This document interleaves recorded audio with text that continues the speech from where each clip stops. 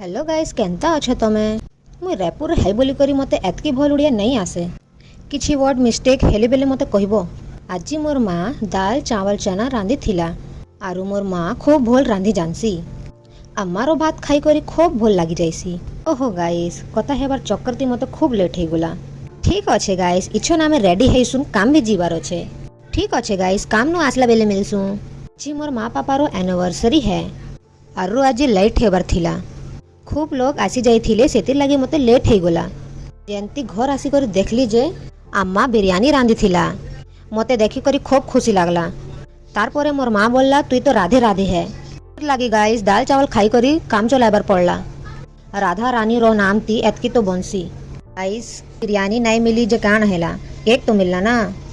माँ पापा रो एनिवर्सरी रो केक खाई करी खूब मजा लागी गला। इछन मुई मोर बहन मेनकर सांगे राउंड मारू छे। इटा मुई फर्स्ट टाइम ओडिया रे कथा होई करी वीडियो बनाऊ छे।